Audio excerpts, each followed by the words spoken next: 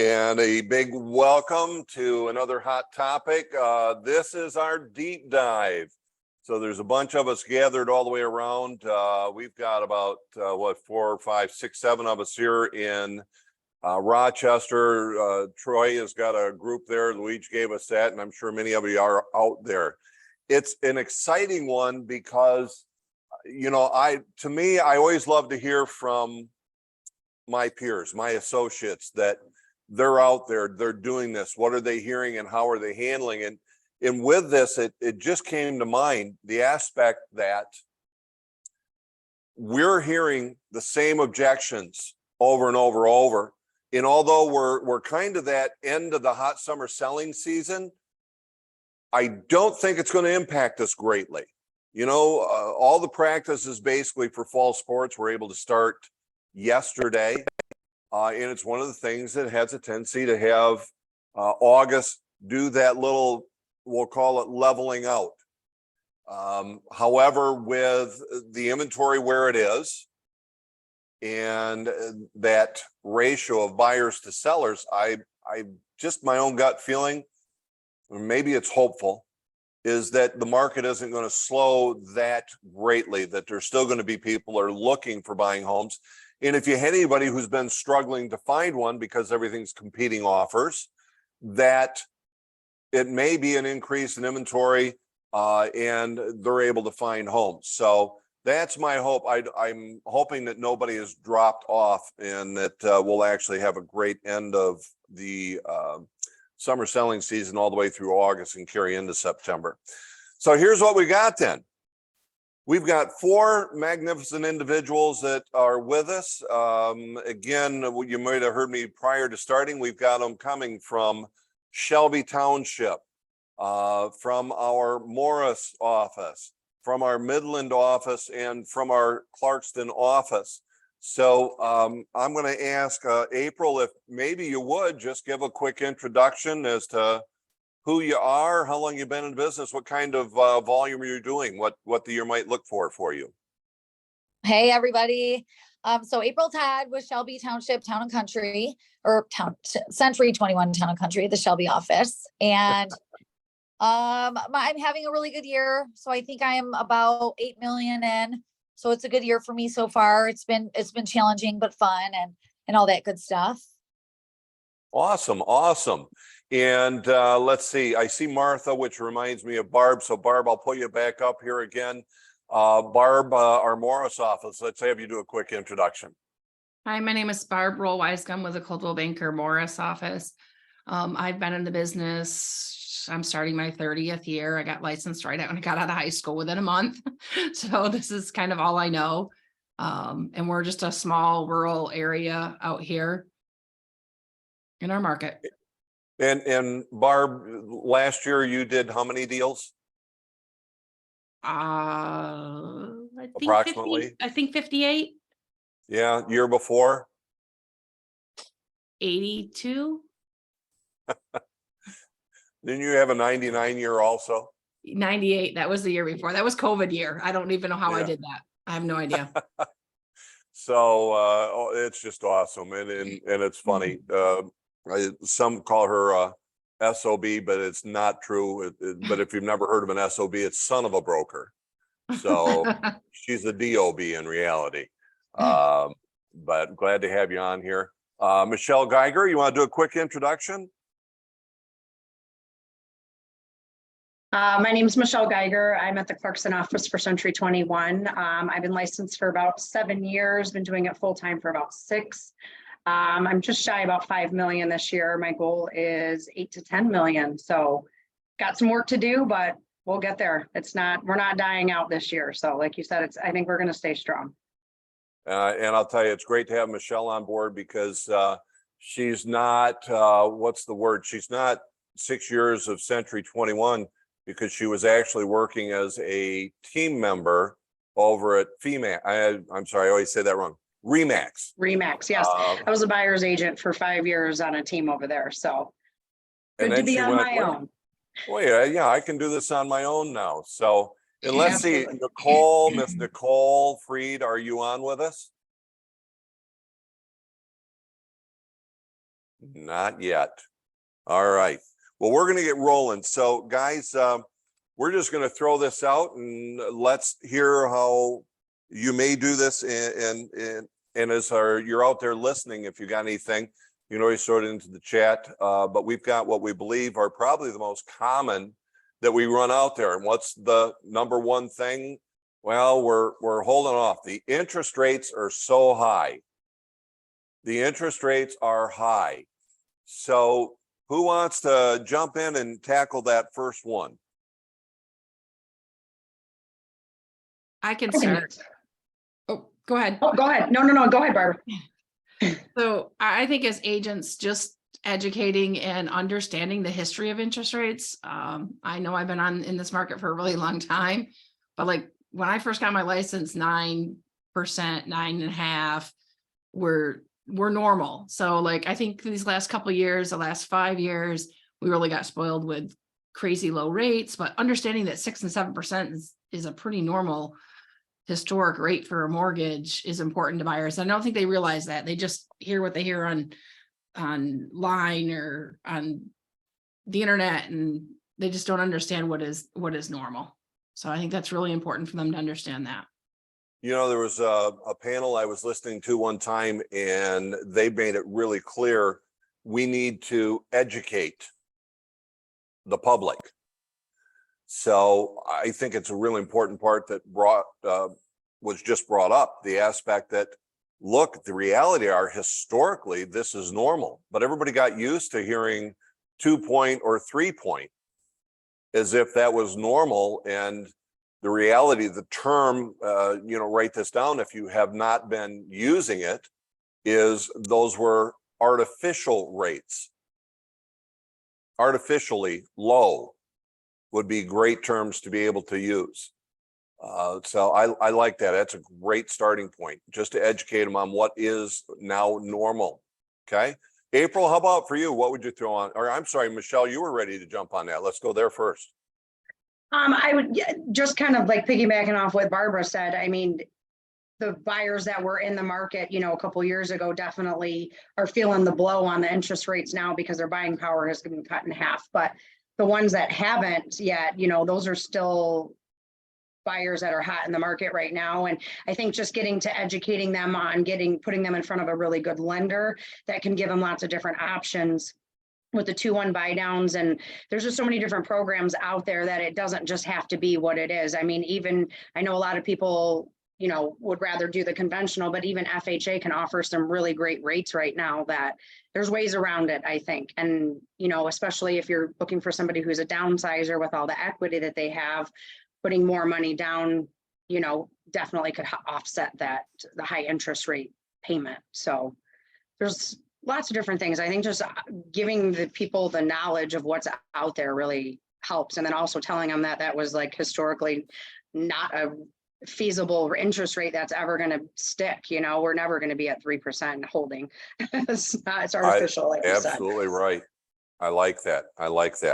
So I think, you put one key word in there that I heard, help them understand what their options are, that there are different ways that we can help. And I would say, what's the real issue? So when they hear or say that interest rates are high, what's the real issue? Because once we know the real issue, then we can introduce their options. And Martha just hit it. We've been talking about this. Marry the house, but date the rate. And we'll talk about that a little bit more here too. April, let me jump to you and see what your thoughts may be on this.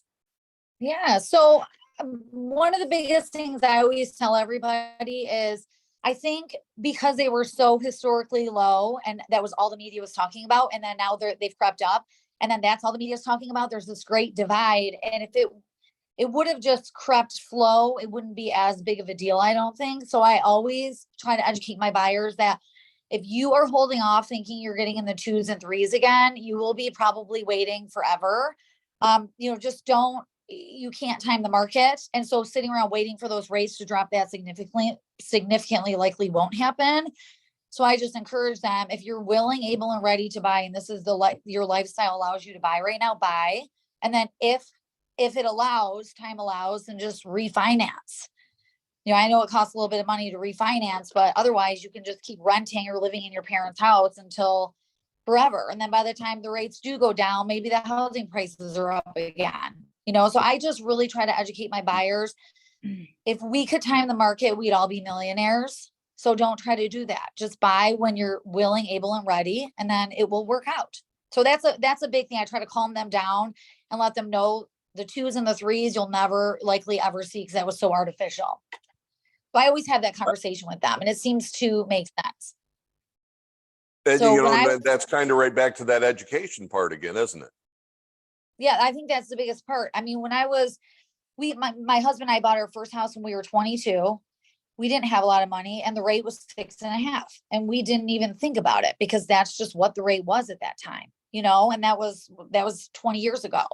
So I just try to educate people because I know personally this is getting a little off topic, but I have some buyers that are like, oh, we're waiting to buy until there's another crash. Well, okay, well, you might be sitting there a long time. There could be, but there could not, it's like when you try to time the market, it just typically doesn't work out for people. So I just really try to encourage my clients that when you're willing, able, and ready, make your move, go for it. Then if the rates come down, then you can refi later. I Or move. like that. Yeah, it's educate. What is the future looking like? What will happen? Is anything that they've got in regards to their thoughts realistic? What are they basing it upon? So Nicole, are you with us yet? All right. Let me throw some questions in, or actually it's where I want to go. Use questions. Use questions. There's something that I learned. Well, it's been 36 years for me in this business, and it was a long time ago. Somebody taught me what I was doing. And, I'm fortunate to be my age, and those are the only things that still exist because I'm a very curious individual. And so be careful not to tell, but rather to ask. So if we just take the things that we've just talked about, educating them, a good way is to introduce where you're trying to take them with a question. So if they say, well, the interest rates are really high, we know that we don't argue with them, right? Matter of fact, it's really agree with them. So you know what? Seems like you can actually change the words a little bit. Seems like the interest rates are really high, aren't they? Don't they? Let me ask you this. Do you think that they're going to stay there or might they drop? Well, I think they'll drop. Great. Then lead them to what are prices going to do? So if we think about prices, are they going to go up or are they going to go down? Well, they're going up, right, guys? Everybody knows prices are going to go up. So then ask them, what do you believe is going to happen to the market? Some will say, well, I believe it's going to drop. Well, how much do you think it's going to drop? Well, I'm waiting for it to crash like it did between 2006 and 2010. And you need to know those dates because many of you weren't even in the business at that time period. But when everybody's talking about, I'm waiting for the crash, they're thinking that's going to happen again. Well, then we need to know what was it caused that and where we are right now. But guys, they're not going to fall. We have historical low inventory. We know from a couple weeks back when we did the market update, what were we, 1.4 months supply of inventory? So that's if no other home came on the market, it's going to sell that quick. So that's where what Martha brought up with the aspect of marry the home, but date the rate. You're not saving money by waiting. You're going to cost yourself money. That's a big key. All right. So guys, let's jump to this other one. Prices, or the market is crazy. So we're waiting for ... What do we do? Because that comes from both buyers and sellers, right? So what do we do then? What's your thoughts on that? Well, the prices are going nuts or the market is crazy. We're going to wait ... What do you say for that one? Who wants to jump in first? I'll hop in.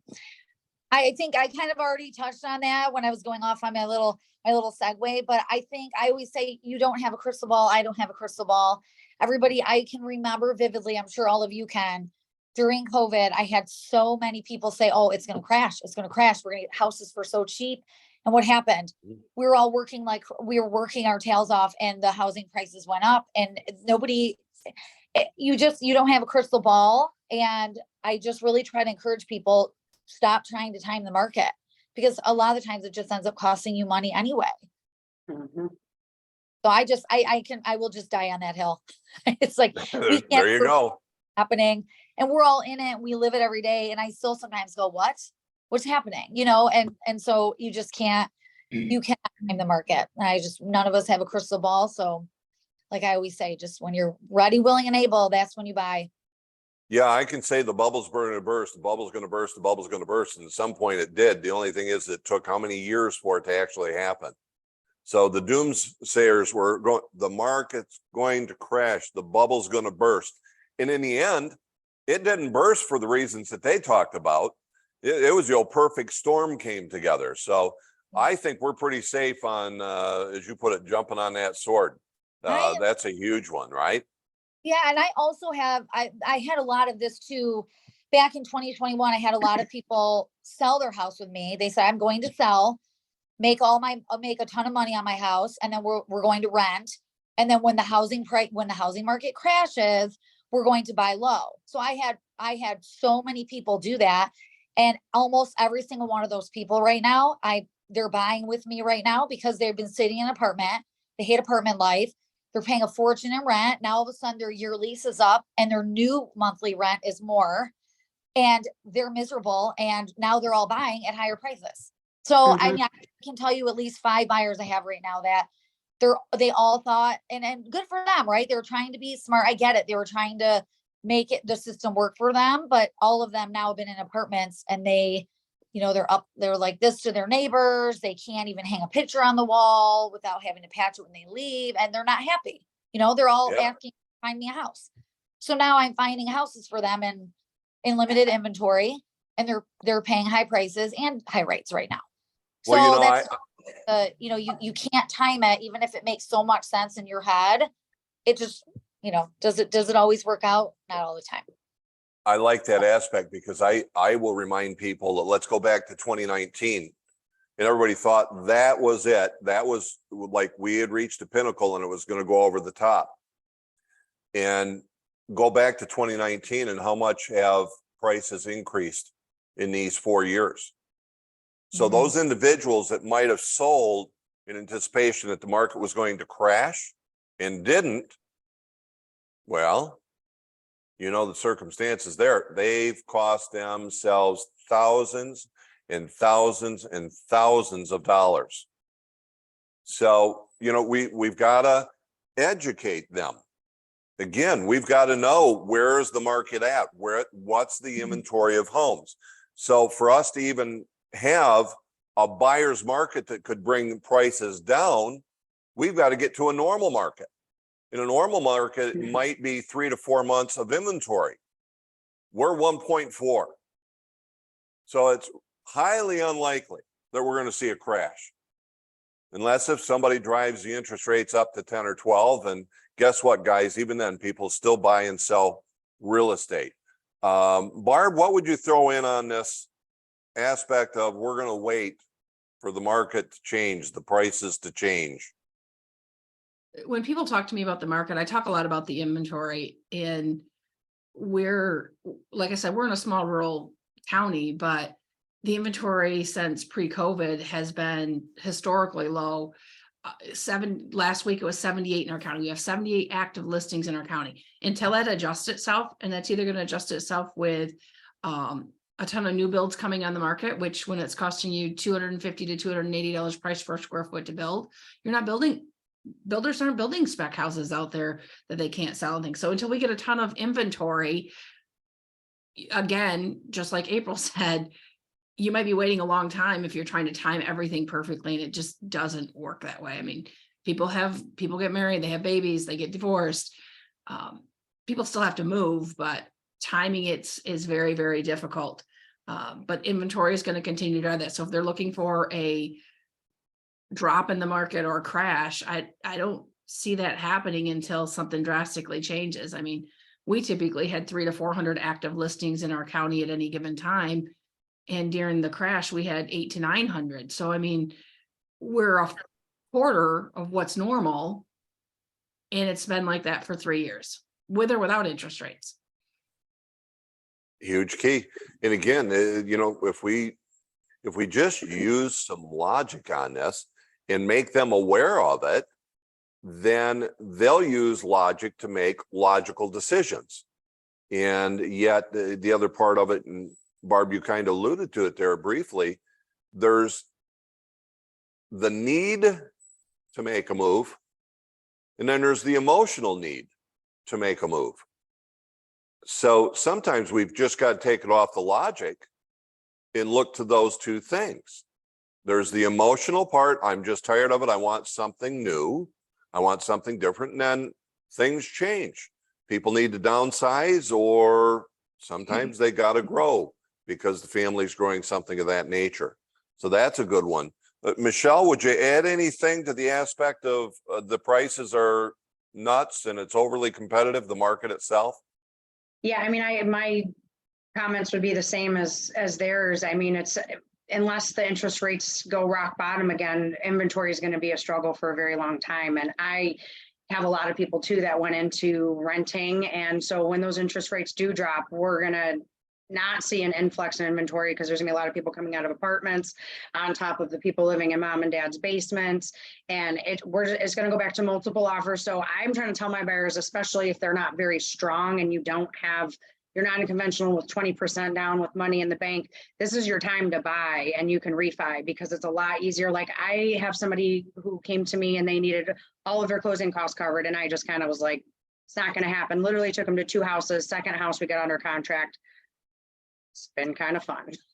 I'm not gonna lie, but we're gonna get to the closing table on this one. But I couldn't believe it, you know, that I called the agent, and she said, absolutely, seller's willing to do whatever it takes to get it closed, you know. So in houses that I've shown, I'm really getting those phone calls, just give us an offer, anything low, you know what I mean? So I think this is a great time to get in if you need a little bit of closing cost, or you're not a strong 20% buyer, because when that interest rate goes down, all the cash is going to come back out. Everybody's been chunking their money away or sitting on their proceeds from a year or two ago, and it's going to be tough. So I think this is a good time to buy if you're not a super strong buyer. Michelle, I agree with you, because I mean, people aren't even getting offers. So Yeah. they're just sitting there wondering what's wrong with my house. There's a And couple in people Clarkson are that should not, be because gone. they're so fixated on the fact that, oh, there's probably multiple offers, because they're still in that mindset. Yep. And then you got your seller sitting there going, where are my offers? And I have nothing. Yeah. Yeah, I think that's one of the big keys is that, again, we're going to see a shift in the market. The one thing we can count on is the seasonality of real estate. It is seasonal, and we are at the end of the hot summer selling season. It's going to level off. So what should happen? We should see a little tick in regards to inventory in homes that are sitting on the market for a longer time period. So look, write an offer that's 10% below the price. If that's what it's going to take, write it. People are afraid to write offers. So just do it, because I think we're going to see a few more of these listings that will be on the market for 2, 3, 4 weeks, and look for the ones that have been on the market for 3 months. I mean, it's very clearly that they're out of balance, and you either do something to the property or the price. And if it's been out there that long, guys, make the offer for sure. Any other thoughts on that one? I just want to add to what you were just saying about making the offer. I just had a listing that I had 19 showings on it right away. It was a greatly priced house. It was a little starter house, but I had 5 agents from other companies tell me that their clients weren't going to write because they couldn't compete with multiple offers. It went for full price. It didn't go over. So like they were telling their clients not even to try. So I would warn people against doing that. I mean, at least throw it out there. At some point, I mean, out of 19 showings, we ended up only with 2 offers on that house, and it was listed at 115. I should have had 10 offers on that house, but I had 5 different agents that said my people can't compete in multiple offers, so we're not even going to write. Yeah, And and it's that's like- what this industry has done this last 6 months, because there was, or actually, I should say the last year, because the interest rates were so low. And then once those interest rates ticked up in, let's just say July of last year, and it went up to 6%, heaven forbid, but that niched everybody's qualifications down because they couldn't qualify for the pricing that they wanted. And then people were like, okay, I'm just going to start selling my crappy stuff for more money. And then they're looking at all this stuff that wasn't even worth what was supposed to be paid or offered on. And so now you've got people that are trigger shy, if that makes sense. So let's do this. Go ahead. I always tell my people, it doesn't hurt. What's it take us 15, 20 minutes to do an electronic offer? I mean, Thank you.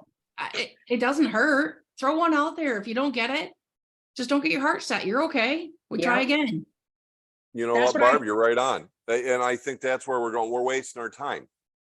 Well, what time did they have? 5 minutes? Tell us what to put in the blanks. And then, for us, 15 minutes to put them in.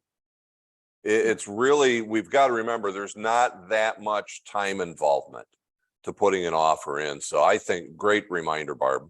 Yeah, but we spent Absolutely. an hour going out to driving to the house and looking at it and coming back. I mean, what's another 15 minutes if it gives you a foot in the door? I mean, can't buy if you never put your foot in the door. Right on, right on. Hey, let's jump to another one here then. We've been talking the aspect of the inventory. And a common one is, we don't want to sell right now because the inventory is so low. So we won't buy because we've got to sell. Well, it's that circle. I need to sell to buy. But I don't want to put my home on the market because I can't find anything that I'll be able to buy. How are you guys handling that one or addressing that one, even to the very basics of it? I think that's one of the issues with inventory, that there's a lot of people who don't have to move. And if they can't buy, they're just gonna put a new kitchen in or build a pole barn when they really would have just bought and sold something else and moved on. But maybe they have 2 dogs or they have a horse and they can't go just into any rental, and those are hard to find as well. So I think that's one of the biggest struggles. Just being able to talk again with your lending partners, and maybe there's equity there where they can pull money, buy, and then sell. That's an option for them. But that, I think, is part of the problem with the inventory, is so many people know that they're not going to be able to simultaneously go from one to another, and that's scary for people. Well, Yes, and plus you've got absolutely. you got people that already own a home, so they want to look for the utopia of homes before they move. So that takes longer to find. And when you have limited houses to look at, then they're like, okay, well, I guess I'm just going to stay where I'm at and fix it up. Because I can't find, because I don't want to do a fixer upper, or I don't, and I'm telling you, HGTV is not helping us at all. Well, the HGTV is almost like Zillow. April, what say you on this one? So I hear this objection all the time, and I think it's very valid. I mean, I would have a similar objection if it was my own home. So what I usually do is during the appointment, I just ask a few basic questions. So if I could sell your home and get you 90 days occupancy, 60 days, would you be comfortable if we could get you 60 days for sure? And they say, no, that's not enough time. Well, what if I can get you 90? What if I can get you 90 with the option to extend? I play with occupancy a lot because almost every one of my sellers gets into the same situation unless they're moving out of state or already have another house. So I really have a big conversation about occupancy. Would you move if I could get you enough occupancy? And most of the time, they answer me, and most of the time is yes. If I could have more time in my home to find another house, I would. And mind you, I always talk about multiple offers. Yes, we're probably gonna have to fight for a couple houses. It may take me time, but I've never had anybody homeless, and not yet. I've never had anybody homeless. I've been working really hard all through, for the last 8 years, especially during COVID and everything, and not once have I had anybody homeless yet. So it always works out. It's just, I always say, are you willing to take a little risk with me? Like we have to, you have to be willing to do a little bit of risk for us to get you from point A to point B. And I have noticed if I can get people occupancy, a lot of occupancy. And I know we also have owner occupied houses that we have ways around that and deal with that too. So I'm familiar with that too. But so what I do is they usually say yes. Like if you could get me at least 90 days in my house after closing, I would be thrilled. So normally what I do is I put in the agent remarks, 90 days occupancy is needed, more would be best. So I'm telling the agent, if you're writing an offer, that's most important to my seller. So let me know, do your buyers have somewhere to live? Could they let them do a side agreement or something like that?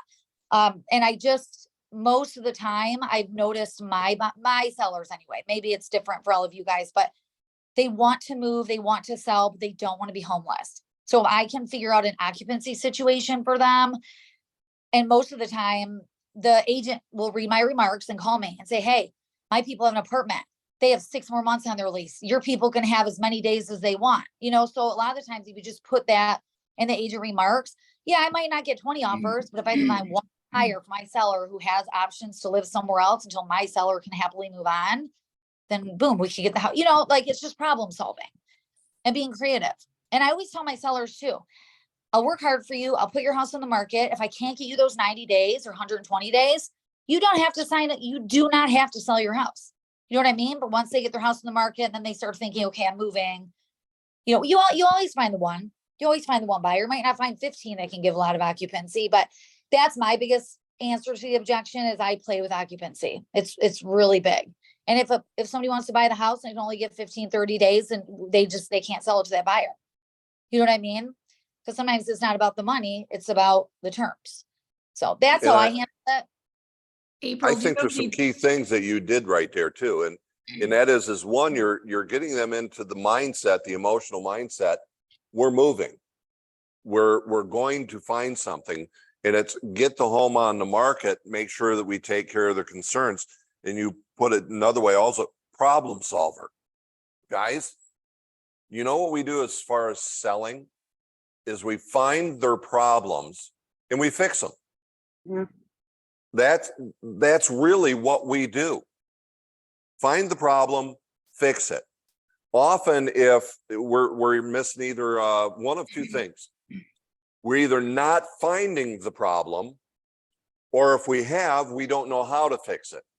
And that's where it's talk to other agents, talk with the experience that you've got in there and go, hey, here's a circumstance I've got. How would you take care of this? So, I just some great points that you brought up there. Michelle, what would you throw in on this one? Kind of the same thing. I mean, just guiding them, giving them options. I like to use the occupancy thing too, just give them as much as possible on that. If they're really apprehensive, but I have one right now that I'm trying to work through, and she's busting out of the seams, has too many kids. And, so even doing contingent on you finding suitable housing, I don't necessarily love that. You only need one buyer though. So it definitely deters some people, but that kind of puts the ball in their court. And I feel like if the sellers feel the ball is more in their court, then they're more comfortable with the situation. And like, April said, you don't have to sign the offer. If somebody brings us something and they can only give us 30 days, then it's just not the one, because terms can sometimes definitely trump price. So, I think just a lot of people don't know that there's options out there that you can ask for that extended occupancy. They don't know that they can put it up contingent on them finding suitable housing to kind of take the blow off. So you can only accept one offer. So that's what I tell people. It's, try what you can and to make it as comfortable as possible. I think the other part is are they familiar with the techniques that you use to be able to find them homes? Right, But yeah. right? Because I think, Michelle, you know this. Are we just waiting for the home to come on the market? Or are we going out to find it?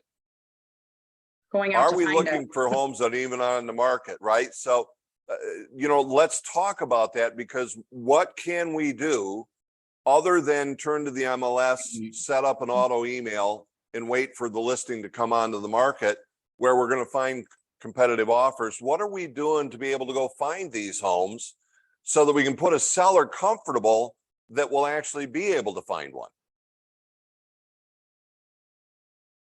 Michelle, what are you doing to look for the off-market properties then?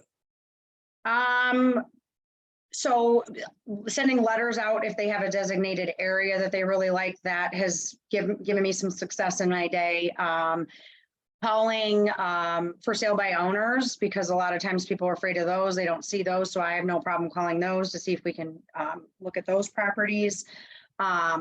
And something that I recently just learned, pulling the list of the circle prospecting through Remind and just doing blast emails I have one a lot on a lake, and we're just not getting anything on it. And so I sent out like 1,600 emails and got a couple phone calls on it. So it was worth it. It just, got people out there looking at it and just strumming up that conversation. So I just think going outside of the box, doing videos and just doing a lot of things that are different that everybody else isn't doing to bring the light to you is really important right now, because there aren't a lot of sellers. We have to educate and tell people that there's options out there. And because it's, why would you want to move if you don't have to, if you're sitting on a 3% interest rate and, your buying power, you can't really move up right now for a lot of people. So especially people with young kids and stuff. So just trying to keep them educated and stay front of mind is huge, because one day this is all going to pop, and then you just want to be the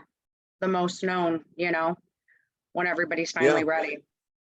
I think a key, like, I'd ask all of you, and you don't need to respond to this, but in your own head, give yourself an answer. But what are you doing with the buyers that you have to help them find a home that isn't listed, one that's not on the market currently? What are you doing? So if I'm a buyer sitting across from you, I'm going to go, what techniques are you going to use to be able to find me a home at the lowest possible price? What are you going to do? And if all you've got is, well, I'm going to put a search into the MLS, sit on my butt and wait for the right listing to come up, I mean, that's pretty direct. Sorry, but isn't that what most of us do? And then you want me to sign an exclusive right to represent, otherwise a buyer representation contract? So what are you doing that's out of the ordinary? What makes you special? What makes you different? And why should I risk putting my home on the market hoping that you're going to find me a home?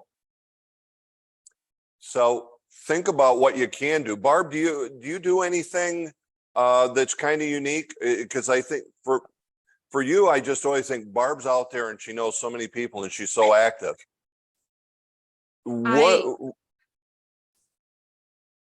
I typically, if I've got people that are looking for something, our area is very different in the sense of one house might be an acre, the next one might be 50, the next one might be 5. So like farming to a specific area is more difficult.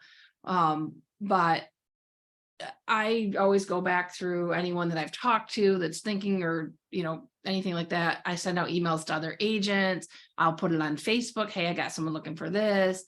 Or if I have someone who's very specific, they're looking for farmland or they're looking for large acreage. If I drive by something that fits that needs, or look in the plat book and know that these people have 20, 30 acres and it's the school district that people are looking for, I'll call them, knock on their door. I think, when I look at you, I'm going, I know Barb, I know how involved she is. She's on the school board. She's the boosters, athletic boosters. She's at different events for the schools. She's just seen.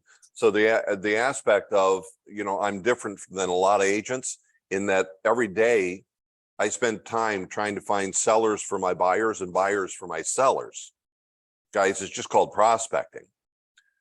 But if I have a buyer under contract, you know, what else can we do? April, is there anything that you do that's kind of unique, out of the ordinary, to be able to help a buyer find a home? I don't know if this is unique, but what I do, and since I started in this business, I have a CRM.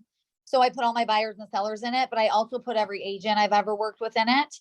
And I put notes and everything. Oh, actually, I should, let me edit that. Any agent that I would want to work with again, they always go, and it's most of the agents, right? There's a few in there, they get booted. But yeah, so I just keep track of every single agent that I've ever worked with, and they're just filed under agent. So when I have a buyer that really needs something, or really any type of need, I put in the requirements. This is what my buyer's looking for. Hey, we work together. I'd love to work with you again. Do you have anything coming on the market? And I shoot it out to every agent, and it doesn't blast them where they all get each other's emails. It's all private. And so I email every single agent I've ever worked with.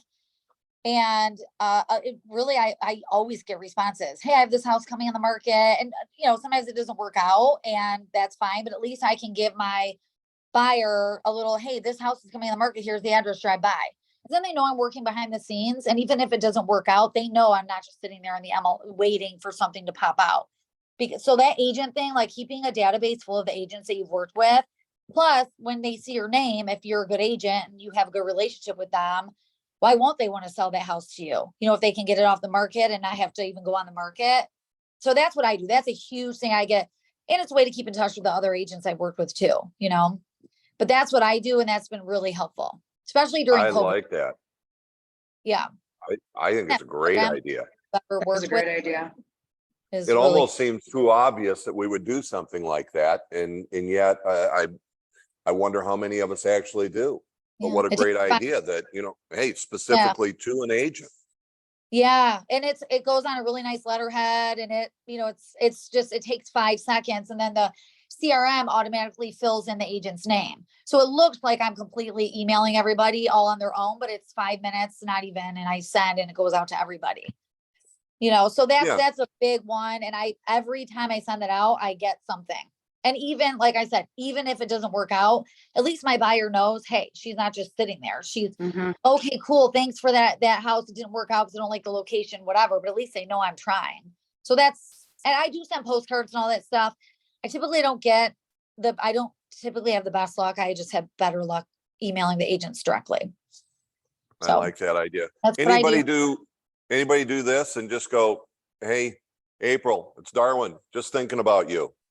How's this? And then a quick question. I'm working with the buyer who needs. Who would you know? Guys, it's a sphere of influence call. And I think we overcomplicate that. Talk to your sphere of influence and talk about a particular buyer. You know, you're over in an area where they, you know, or you're here. Gee, April, you're out there in Shelby Township. Who would you know?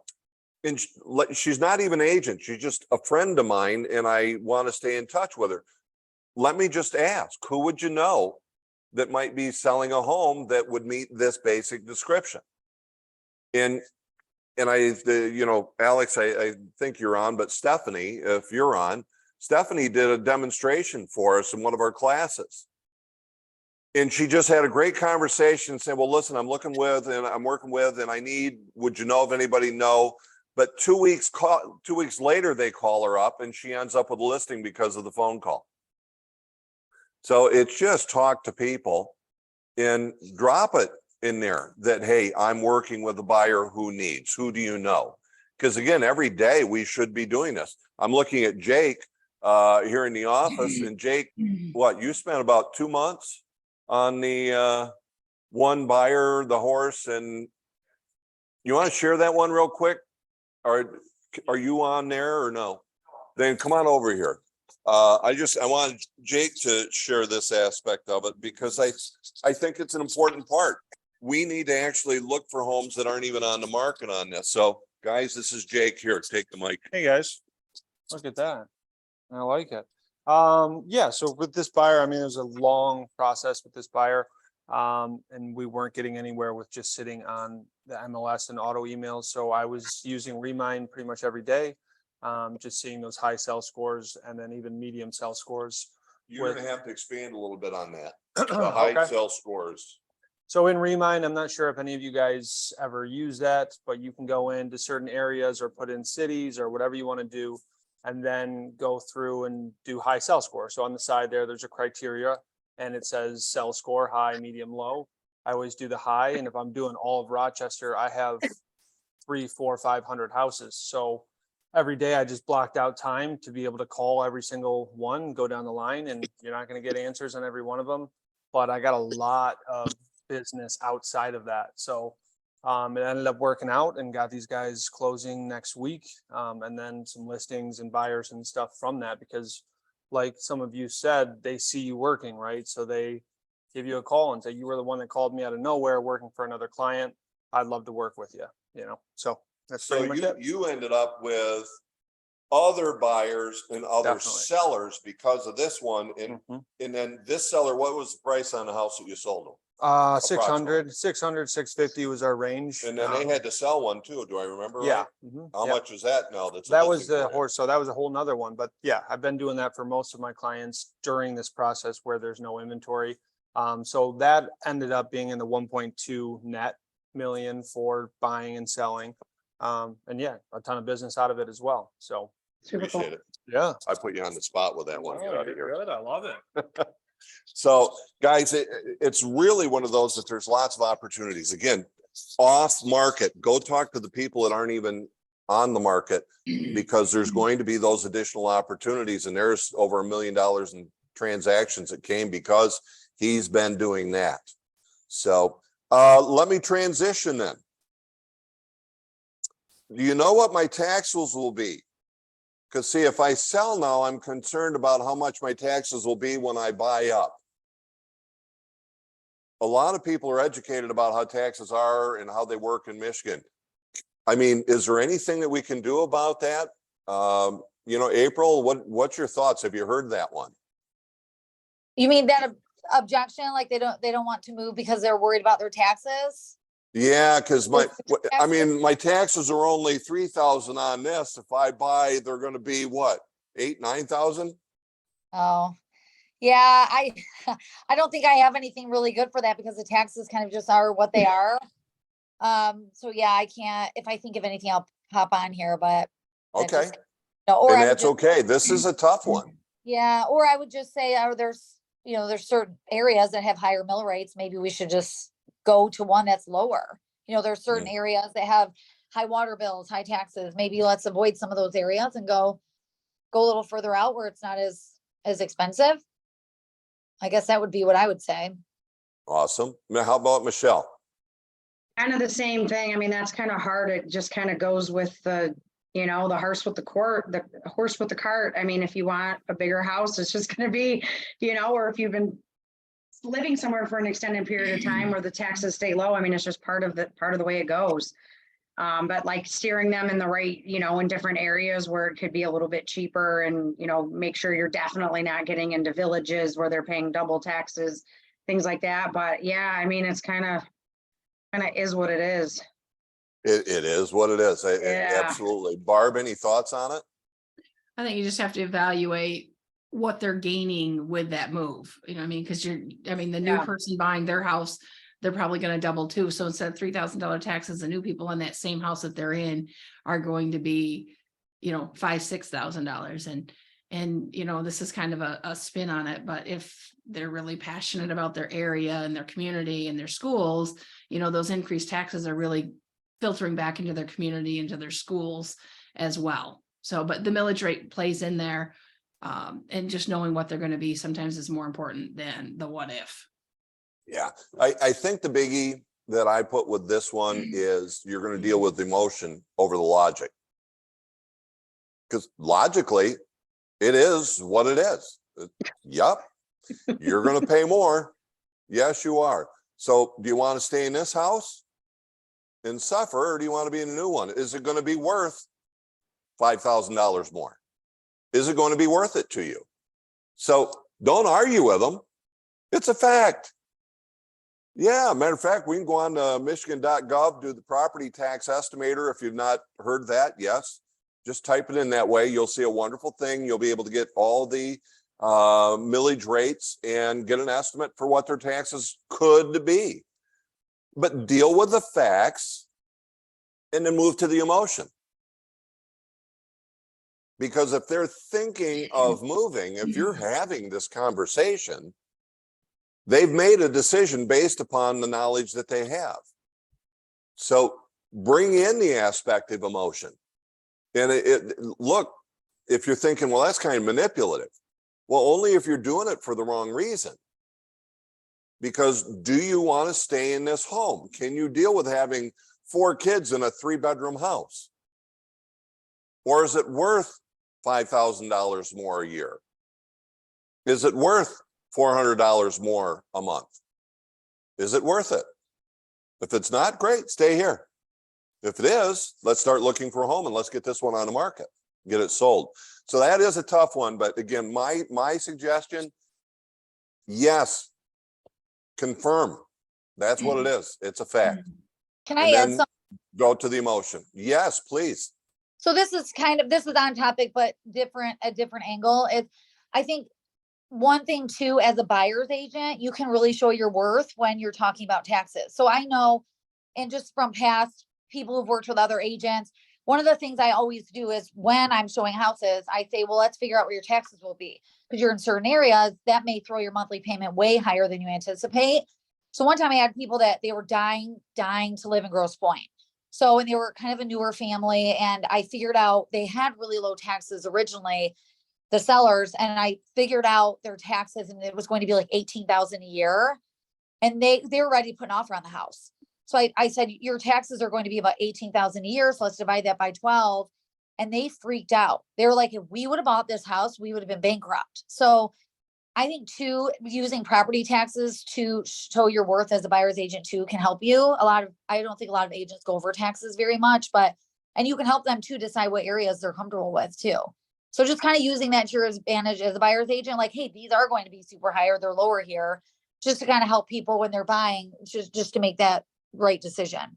So I know that was like opposite of what you were saying. It was, same topic, but I just think sometimes No. people, oh, why would I use Yeah. you as an, well, there's one thing, because most people, unless their agent's telling them, I don't think they're really understanding property taxes. They look at what they are Yes. now, but not what they will be. And then all of a sudden they get reassessed, and all of a sudden that could throw somebody completely, their finances completely out of whack. So I think, Yep, you know, absolutely. yeah. I think it's a great idea. I mean, we need to make sure that we educate the buyers that, look, what the taxes are not important. It's what the taxes are going to be. And they should be informed of that. They need to plan their finances based upon 12 months from now, their taxes adjusting and thus their payment adjusting. So I think that's a very important part. Are you I guys? find that if you address it before they even address it, then it just knocks it right out of the ballpark. Yes. That's just my Yeah. experience. Yeah, because then it's not a fear, it's just a fact. Exactly. It's the same thing. Let me shift gears and talk commission for a bit. Because it's so easy to sell a house right now. After all you got to do is put a sign in front yard, throw it in the MLS, sit on your duff and wait for somebody else to sell it, which, gosh, I can't say that it's that far off, but it's what we can do to be able to help them realize the maximum value. It's what we bring to the transaction to make that happen, because anybody can throw it in the MLS and get it sold. Question is who's going to be able to help them realize the maximum profit from the sale of their home. So are you guys running into reduce your commission because there's a bunch of people out there that don't know how to get their full worth? Are you running into anything that with listing? I don't hear that too often, but when I do hear somebody ask about commission or say exactly what you say with, you just got to put a sign in the yard, it's going to sell itself. You're right. So you don't need a realtor. You could do that yourself. So I explain to clients when I am doing my listing presentation that they're not hiring me to put a sign in the yard or put it in the MLS. That's a no-brainer. That's easy.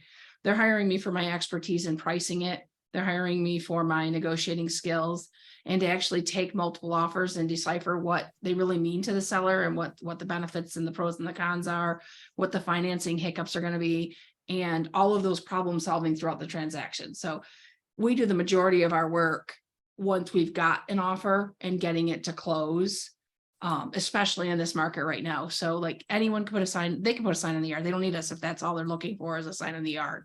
So you just got to show that value on what you're really doing behind the scenes. That's not necessarily right in front of them. Okay, I'm sold. I love it. And I love that you got your presentation.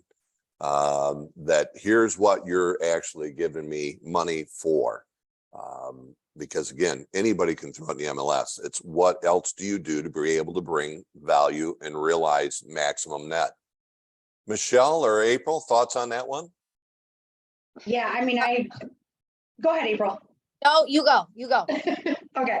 I think, basically what she's saying, showing your worth, it's, and by the time you get to the table with the sellers, you should already be hands down better than what your competition is out there that's asking for 5%. So I think if you do everything that you're supposed to before you get to the listing table, that shows half your worth there. And then, like she said, it's not about putting the sign in the yard. If I can't negotiate for my 6%, then how am I going to fight for you to get your full asking price or more than that when it comes down to that? So that's kind of, the spin I take with it is just try to show my value. And also how, then if they try to throw it, we'll just discount the other side on the buy side and you get your full commission, just spinning that back on, you're not as attractive as the house right next door that's at 3%. I mean, I won't look at the commission and deter who I'm going to show and how I'm going to write offers, but there are a lot of agents that do.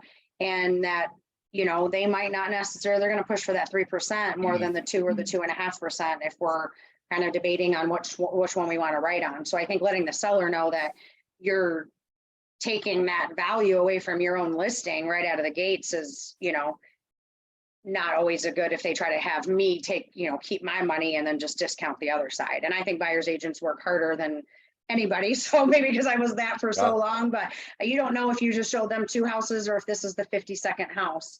I just don't think it's fair to discount buyer's agents. And I think the thing to remember is that it's highly likely that the buyer is going to have to compensate in the not so near future. And so right now, with what we're talking about, the buyer is responsible for seeing that the real estate agent, their agent, gets paid. Any compensation that we receive from the seller gets credited toward that amount. So if I'm supposed to get 3% and I've got some agent or broker who's only offering 2% in compensation, what does that mean the buyer's got to do? Make up for that difference. So if a buyer has a choice and the seller's going to compensate the full amount and another one's only compensating 2/3 of it, might the buyer go to a different home? Yes. So that's the way we've got to treat that now. It's not from whether or not an agent will show it. Contractually, we have to, because it doesn't matter what the buyer's broker or the seller's broker is offering as compensation. It's what the buyer's going to have to do to make up on any shortfall for that. April, anything on the aspect of the commission that you might have to do or how to fight for it? I think what Barbara and Michelle said was amazing. I think everything they said, they hit every single point. I mean, show your value and fight for it. And I just lost the listing because I thought it went so good, but she ended up going with somebody and it went online and it was, she did it for 5. So I was, but I felt like I showed my worth and I tried so hard and I thought I had it and then I didn't get it. So it's so disappointing, but then I think, maybe that saved me from a massive headache, who knows, but I think show your worth. I really love what Barbara said about you're not hiring me I love that. I haven't heard that, but I loved how, if you could just email all of us exactly what you said. Seriously, that was good. That was so good. Like, just, you're not hiring me to put a sign in the yard. You can do that yourself. I thought that was really amazing. I love the way you put it. Makes so much sense. So yeah, I don't know that I have that much to add to that. I think what Michelle and Barbara said was perfect. Yeah, I think what Barb threw out there, guys, what I heard was confidence, commitment, and conviction. You need me because, look, you want me to discount at 1%, even on a $400,000 house, guys, that's only $4,000. What I can get is well above that. So I'll fight hard. Here's where I make my money. All of those things are fantastic. So ladies, with that, it's now shortly after 1 o'clock. Everybody do that little round of applause that way, or you can even do that if you're on camera, right? You guys were awesome. This will be up. Make sure that you're liking the HRC Agent Development channel on YouTube. Go to YouTube and search HRC Agent Development. You will see it right there at the top. And this will be online for you to be able to review. And Barb, could we ask you to do 1 more minute Sure. and maybe repeat that for everyone? Yeah, so I just tell people that they're not hiring me to basically put a sign in the yard. They can do that themselves. They are hiring me to for my expertise in regards to pricing and marketing the property and the strategies that way, and also negotiating, taking multiple offers and breaking them down to the pros and cons and what it really means to a seller, tax prorations, all those kind of things can play in there on a different net to the seller. And then also for problem solving throughout the transaction, you know, making sure that we can help negotiate through inspections and appraisals and the loan process, and making sure that we go from a close date or a pending date to an actual close date. Don't forget title work. Fantastic. Fantastic. All right, guys. Thank you again. We are now, 1 week into the into the month of August. And we know that it's seasonal. Doesn't mean that we've got to buy into the seasonality of August or September. Go out there, talk to a load of people. If you decided you were going and planned for taking the time off, take the time off. But otherwise, get out, talk to people, take listings. You'll make a lot more money. Michelle, Barb, April, thank you. You guys are fantastic. We appreciate your time. Everyone else, you're awesome. Go sell real estate. I have a question for April. Do you get any pushback from lenders regarding the occupancy of more than 60 days? I've only had one. I've got nailed on it one time. A lot of the times somehow the underwriter misses it, but I have had it one time, and then they did a side agreement. Like I Okay. let them out the 60 days, and then it was kind of in writing on their own stuff, and then they did it on their own. Okay. So, but yeah, one time we got hit on it, but the rest of the time the underwriter didn't catch it. Okay. I've gotten it caught twice, and so then I kind of stopped doing it. So then I really wasn't sure, but okay, good to know. Yeah, because most of them, I know we've talked about that with a few different mortgage people. And because of it, it's this normal 60 days is the maximum. So I know for those still listening, that's what Barb is referring to. And at the closing, typically there is a document that says this is going to be your primary residence and that you will be moving into it within 60 days. There's a document they'll sign at closing that states that. So it's one that can be done, but yeah, just know you don't want to get a hiccup at the time of closing. So yeah, it's a great one, but listen, 60 days, that can be done. You go longer than that, might be a little bit different story.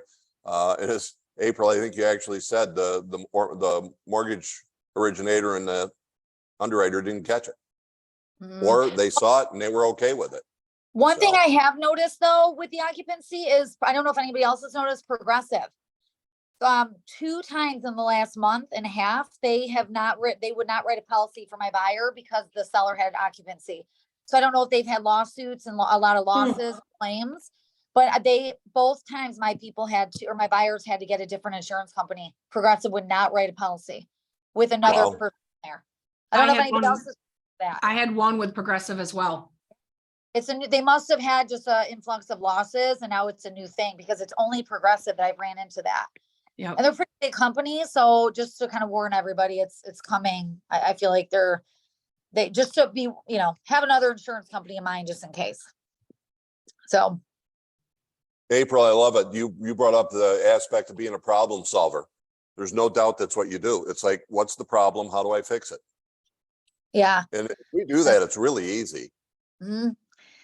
Yeah, there's always a solution to a problem. I don't, that's just the way my brain works. It's like, and I love it. I hate defeat. So it's like, I will, I will find a solution somehow.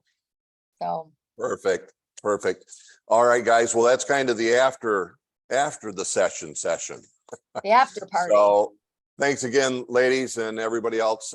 We'll talk to you soon. Have a great rest of the summer. Bye, everybody. Bye, guys. Thank you. Thanks, Darwin. Thank you. Thank you, Darwin. Absolutely. Thank you, guys. I really appreciate you. I think it was a great one. Definitely. Bye. Bye-bye. When you guys were talking about